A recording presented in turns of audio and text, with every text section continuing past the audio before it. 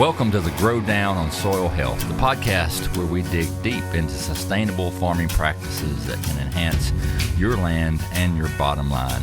I'm your host, Dr. Ben West, Executive Director of Farmers for Soil Health. It's a program established by farmers for farmers, dedicated to improving soil health practices like planting cover crops to enhance the environment and profitability of farmers. The podcast is in partnership with the United Soybean Board, the Port Checkoff, and the National Corn Growers Association. Today, and this is our first podcast, we're going to be discussing the adoption of innovative technologies and practices in agriculture, specifically focusing on cover crops. And we'll be joined by a really special guest who has the opportunity to work daily with farmers and brings a unique perspective from growing up on a family farm and working in the industry his entire career. And that guest is Stefan Maupin. Stefan is currently the Executive Director of the Tennessee Soybean Promotion Council. He's on the leadership team that's managing Tennessee's technical assistance advisors for Farmers for Soil Health. And with these current roles, Stefan works with farmers every day. He grew up on a family farm in Dyer County, Tennessee, and still does when he has time. And I don't know how he does, but I do see pictures of him from time to time on social media actually driving a tractor.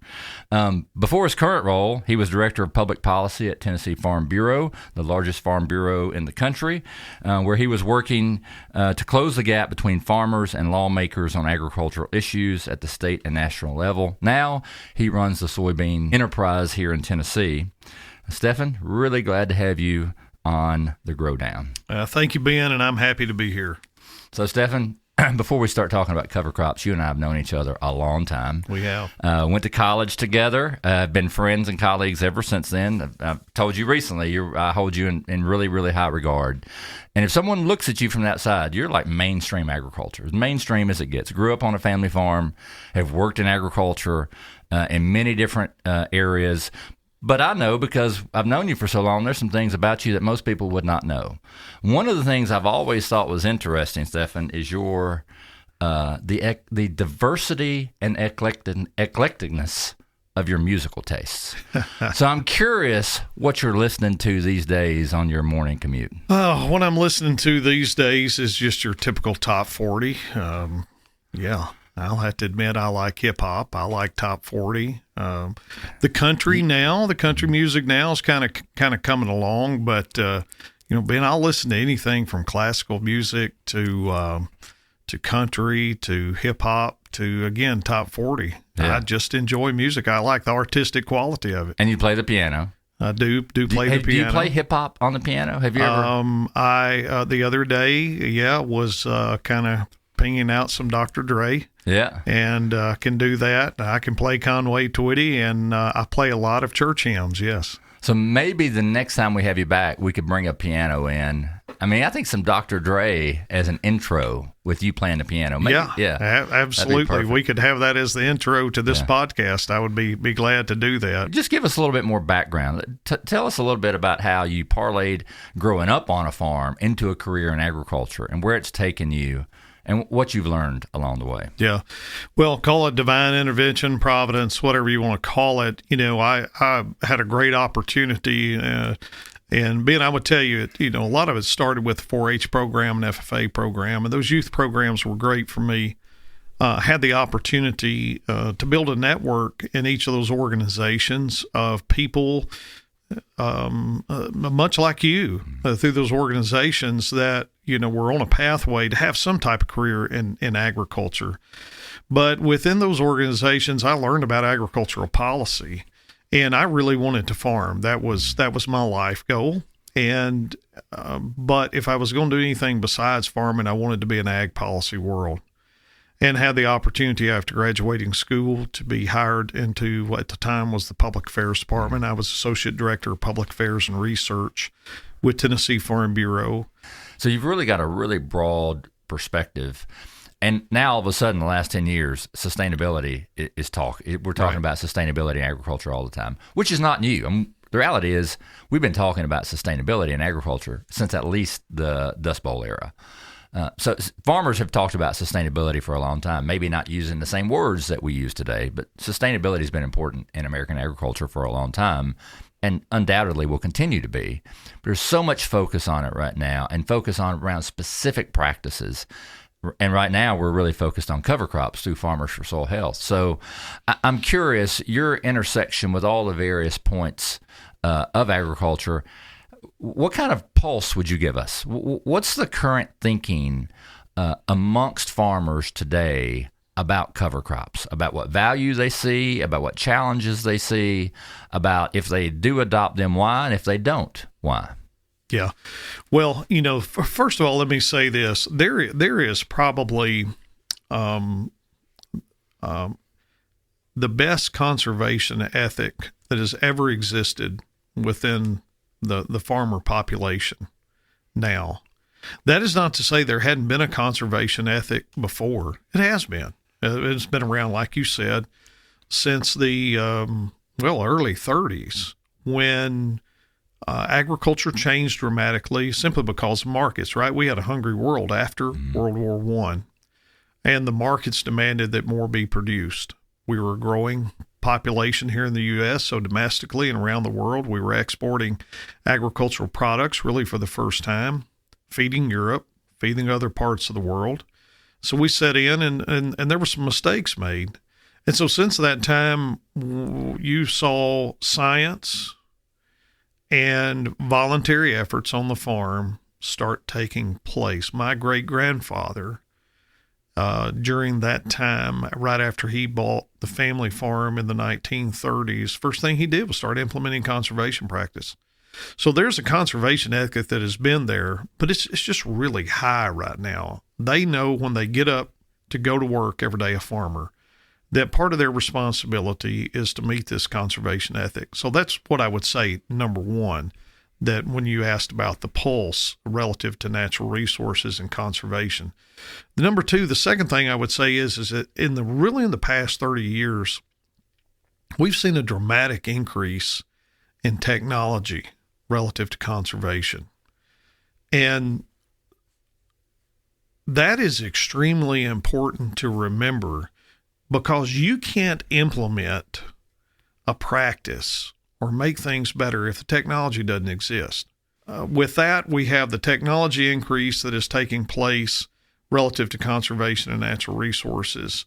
And I think the sky is the limit to that. So with that technology increase, farmers are embracing it, but it has to be affordable. It has to fit into their cropping system. And quite honestly, cover crops is a practice that we're now trying to figure out how to put it into that cropping system, how to work out the technology. So you're exactly right. Farmers have for a long time, from the beginning of agriculture, they've been interested in conservation, because to farm sustainably, you have to care about it. Right. And right now, there's a whole suite of new practices that there's interest in nationally. Cover crops is one, but cover crops is not new. Thomas Jefferson used cover crops. That is right. We were in college together over 30 years ago, and there were professors at our university then that was working on cover crops. But still, there's a relatively low adoption of cover crops nationally. Why do you think that is? And by the way, it's worth stating, the science behind cover crops is really solid. Cover crops in most operations, in most fields, in most years is a positive. And yet, there's still relatively low adoption. What do you think's behind that?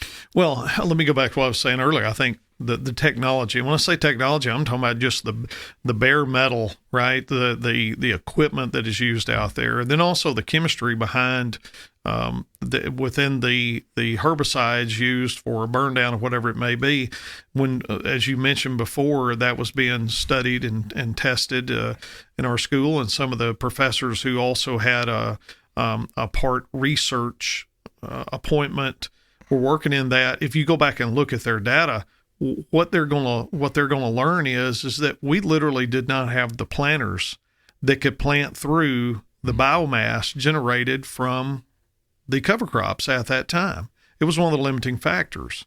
And that limiting factor is not there some more anymore, because we have the implements and the tools that will get through that biomass. Plus we have chemicals now, the chemistry within the herbicides that will burn that down at the right time of year.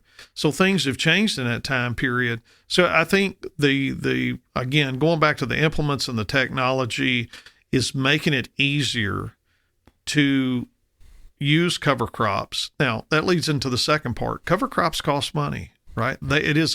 You're putting in another crop, all right? So especially if you, say, for example, soybeans, if you double crop soybeans, wheat, and soybeans, you put in 2 crops. You've harvested 2 crops. And now you're going to put in a third one, and you have a small window to do that.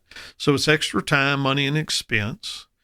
And before now, has there really been a market reason? Has there really been a purpose for putting in that third crop? Probably not. In some cases, the purpose has been for soil conservation, and farmers have utilized that. They may not utilize the mix that we are utilizing now, but they have saved their own wheat seed or other type of seed and put that down for soil erosion purposes.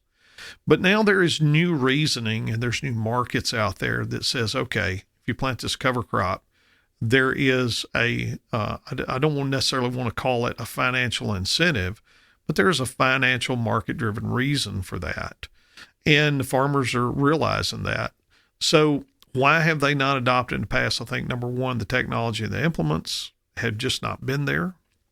Number two, the reason has not been there to fit into the market or the business plan for a farmer, but that is changing.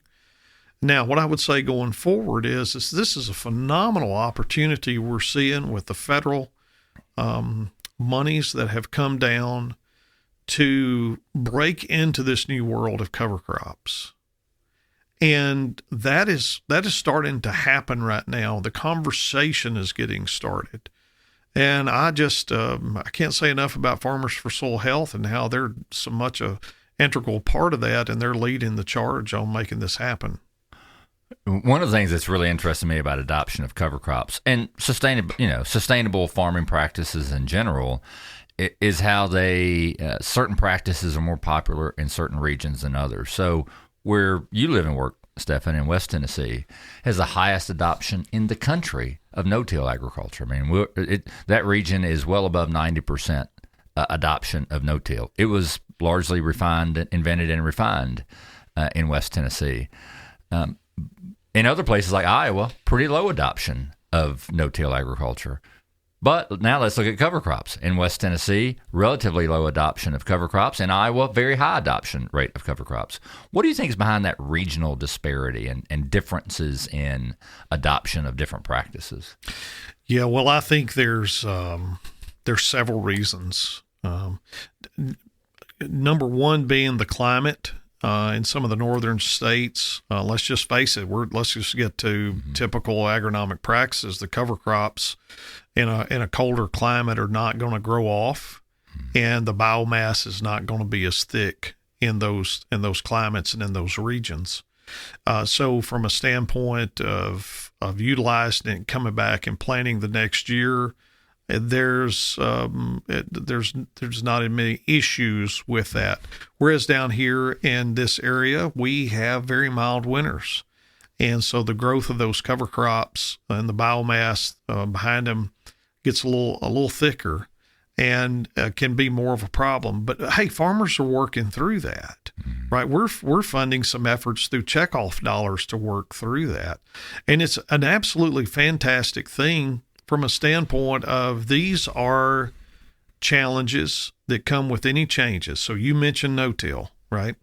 And that though there were a lot of challenges with no-till back in the time. I can remember as a young child in the early 80s, there were farmers that were trying that technology that was out there in the chemicals. They were trying the implements that were being developed at the time.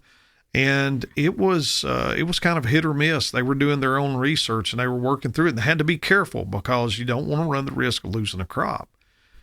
But the university system and others out there were plowing ahead with this, putting the data together, being transparent and showing off the data and finding solutions to the challenges. And then here we are today, widely accepted throughout Tennessee and a lot of regions of the Southeast. So we have kind of the same situation with cover crops.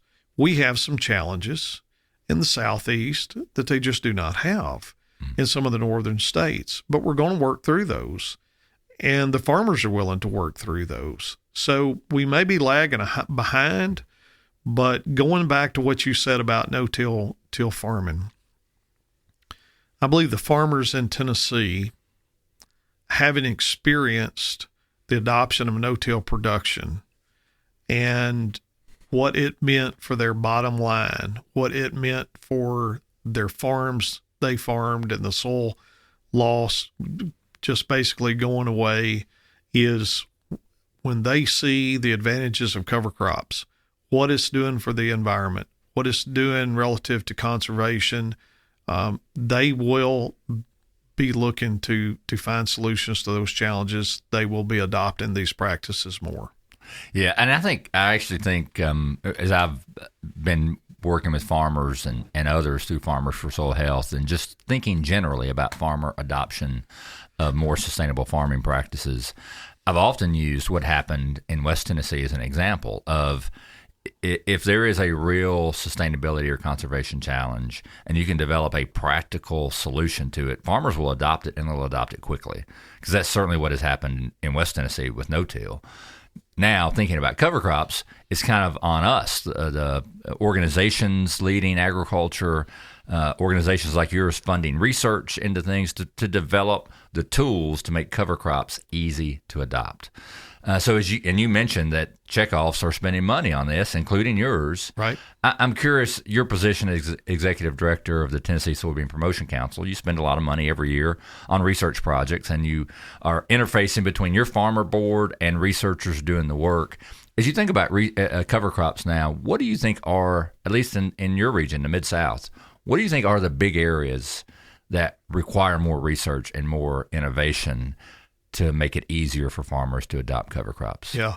And just to clarify, when we use the term checkoff, what we're really saying is farmer funded, right? The checkoff dollars are generated by the farmers, and it is farmer boards that make a decision where those dollars are going to be spent. So when we say checkoff, we're talking about farmers putting their own money out of their pocket into research and development.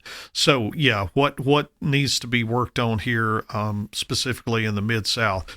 I think that one of the areas that should be considered and that we're looking into is just the cover crop mixes. Mm-hmm. And there was a starting point relative to the crop mixes, right? There had to be a starting point. But does that one size fit all? And I think for a lot of farmers, they want to know what other mixes can be used and accomplish the same purposes. I mentioned the biomass issues before. If we had a mild winter, that is a real issue. Well, that takes some time to work through. And so I'd say the number one is the mix. And number two, what do you do in situations where you have a lot of growth in the wintertime? How do you deal with that amount of biomass? Two main issues there. We're seeing some insect pressure because of some of the mixes, right? That nobody anticipated. You're providing habitat for insects. You're providing habitat for insects over the winter. Yeah. And so those are some of the challenges with which we have to deal. And in these situations, we will find answers to those problems. And I think the last one relative to some of the challenges to overcome is, again, just showing the farmers why to it. And some of that is going to be market driven. We live in a global economy.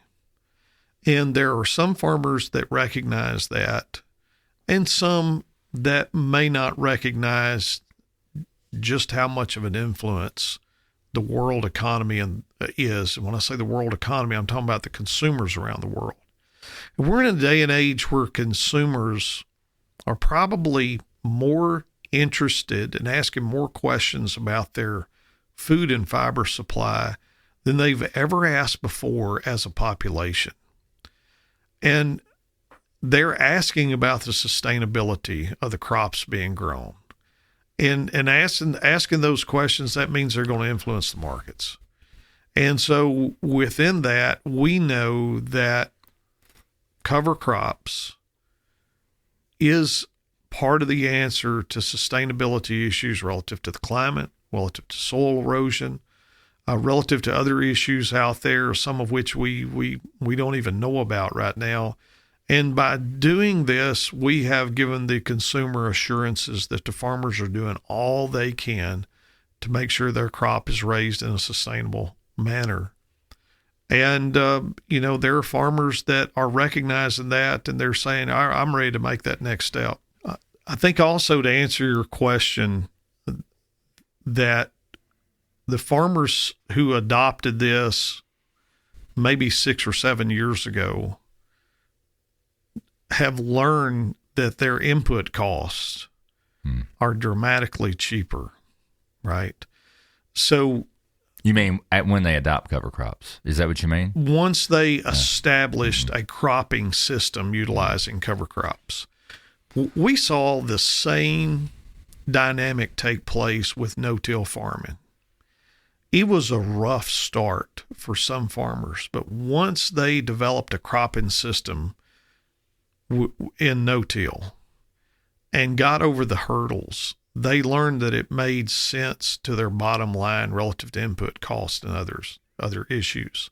And so you will find in farming, being that there are trendsetters out there. It just is. It's like that in any industry, right?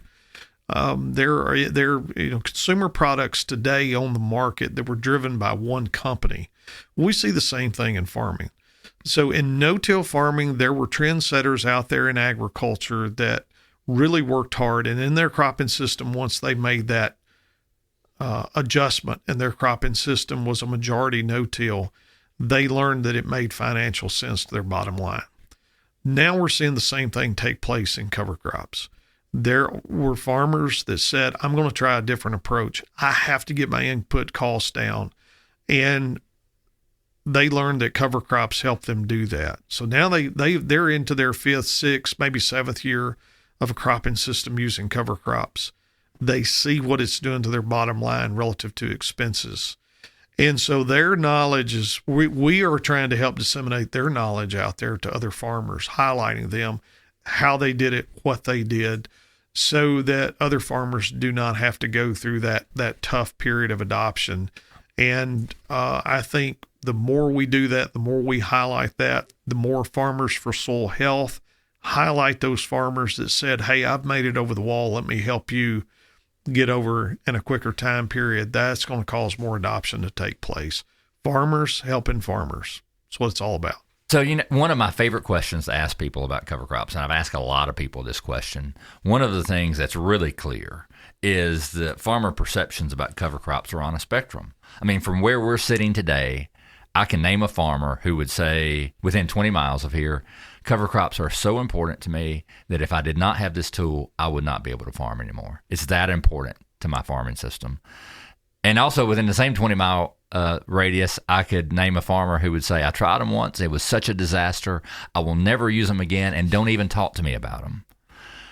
And between those two extremes, there's obviously a continuum of farmers. But how do you explain the difference between the two extremes, between the farmer who says they're so important I couldn't farm without them, and the farmer who says I will never use them again, they're a disaster? How do you explain the difference between those two? Yeah, and it's not really to say that one is right and one is wrong. I would imagine that both of those farmers are both very successful, but both probably very cutting edge. I've had the very same experience.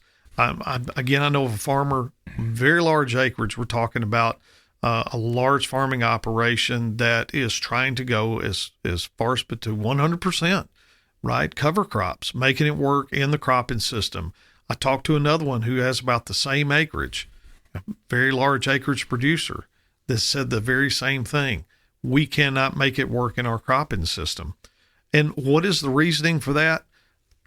It's a real good question. I think part of it is the mindset. I think part of it is just the way that they have their farm operation set up.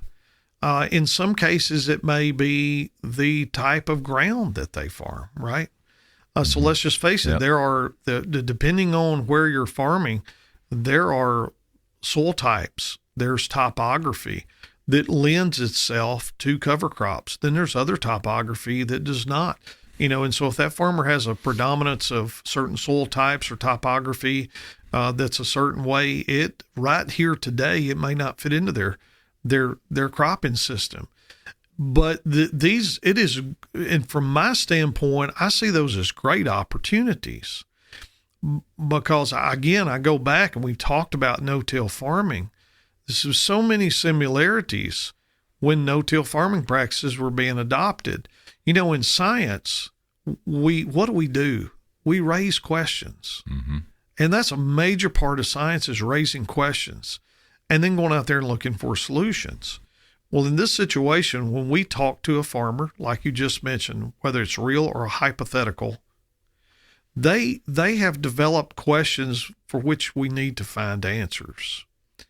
And I believe that the work of the checkoff dollars, the work of the grant programs coming through USDA and through Farmers for Soil Health and other programs out there, is that starting place to not only find more questions, but then work through the answers to those questions. So the great part of this is that we're able to identify farmers that say, yes, I make it work in my cropping system. Because if that person didn't exist, then we probably have all failed. But if those farmers are out there that have said, I'm making it work in my cropping system, it's working well, this is how it's worked out for me financially, this is the natural resource concerns we've seen fixed in these areas, then we can take that person and we can start utilizing their knowledge and their background to go to the one that said, I can't make it work, and put those pieces together for them when the marketplace says you have to go in this direction. Yeah, exactly. And I think it's really clear that the farmers on that end of the spectrum that don't see how it can work or sees that they don't work, in some cases it's perspective on the farmers. In some cases, there's real practical challenges in the field that we're going to have to develop innovations to solve. And some of that's going to come through science, researchers figuring out answers to tough questions. And part of it's going to be farmers just trying things on their farm and adaptively figuring out what works and doesn't. That's exactly right. And then sharing that with other farmers. And so let's end here with a little bit of conversation about innovation, because one of the things you and I both share is a really fascination with technology and innovation. I mean, agriculture has changed so much since you and I graduated from college. There's so many new advances that have come, and there's so many that are coming. In your role, cross-cutting, everything you've done in your career, as you look forward to the next 10, 20, 50 years, what do you think are the big innovations that are going to change the face of agriculture, even though we don't know exactly what they're going to be? What do you see coming that 30 years from now we're going to say, wow, that was a big change? Yeah. Well, I can't help but start with cover crops.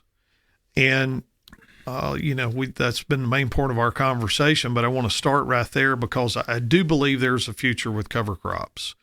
I believe it's going to be consumer driven in a lot of different ways, but there's also the financial incentives related to that. But as we've talked about, there's just a lot of questions to be answered.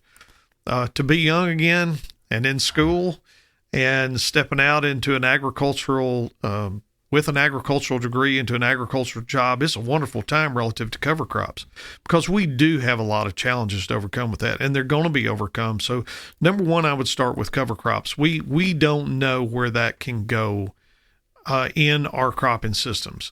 Number two, I believe that there is a place for biologicals, and we're going to see more biologicals developed and used out there. I think we're on the cusp of what can we do to make the health of that plant better throughout the cropping system, whether it's soybeans, corn, cotton, canola, whatever it be. What can we do to make that plant a healthier plant, just like we try to do with our own bodies, right? What vitamins can we take, right? What supplements can we take? This is the same thing with biologicals.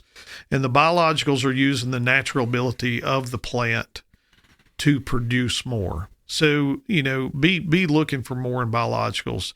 The third one and the big one, I would say, is just autonomous equipment. And in today's time, it's hard to find labor to work on the farm, right? That's an issue for any industry, any type of business. But it's getting very difficult to find labor on the farm. Farming is technology driven. So you step up in any cab of any tractor, you're going to have one or multiple computer screens. Everything has a computer interface. They're using RTK guidance, or they're using GPS guidance on all their equipment. And I believe in a very short term that most of the equipment we see in the field for spraying, for planting the crop, and for harvesting will be remote. There will probably be an operator at the edge of the field. There'll be multiple pieces of equipment in the field without a driver, but it will all be controlled from a computer. Will have its automatic guidance. And it's going to make us so much more efficient in putting a crop in and harvesting a crop. 2 years ago, I went to a field day, and there was a company that just wanted to highlight a drone being used to spray chemicals. And everybody kind of stood in amazement. And within 2 years, yep.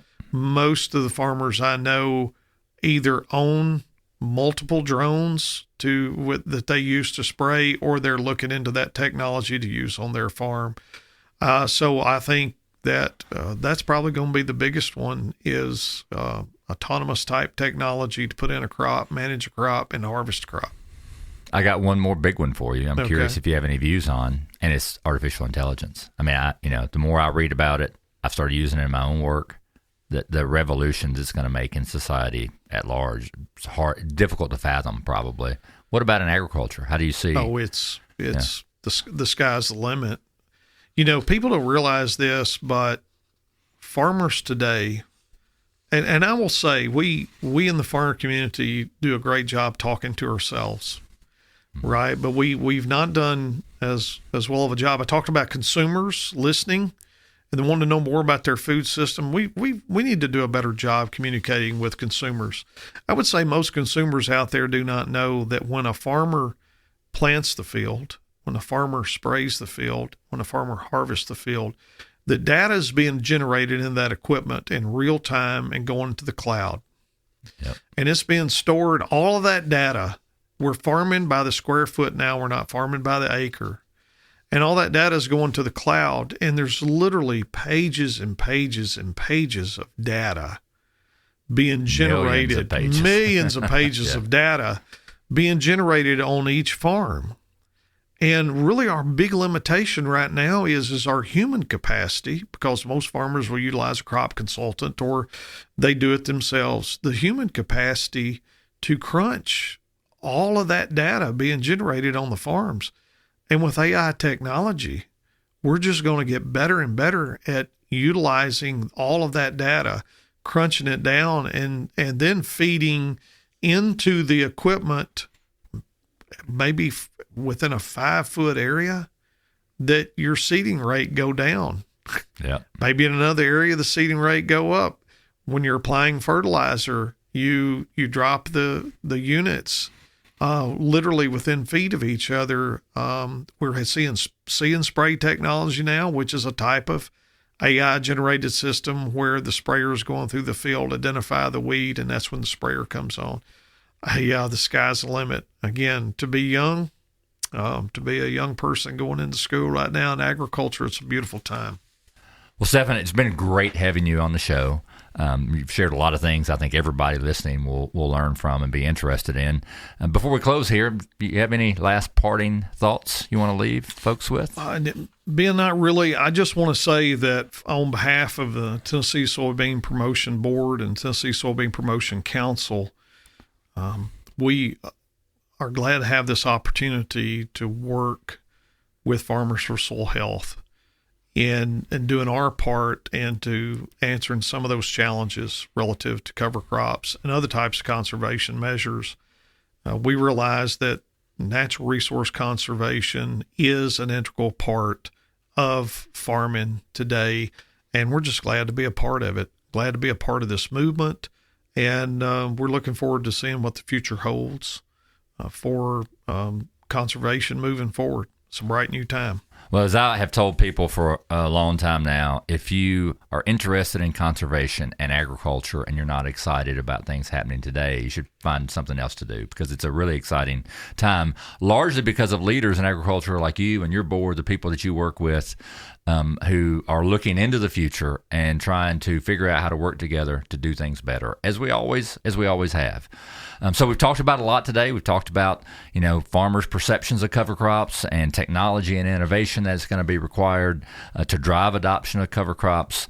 And again, it's just a really exciting time. Really appreciate you joining us for this episode of the Grow Down on Soil Health. If you've enjoyed this episode, please make sure to subscribe, to follow us on social media, and check out our website, farmersforsoilhealth.com, where you can find out more information about our program, how to get involved, a lot of technical information there. This is our first episode of this podcast. There's going to be many more coming. Really appreciate everyone joining, and we'll see you next time on the Grow Down.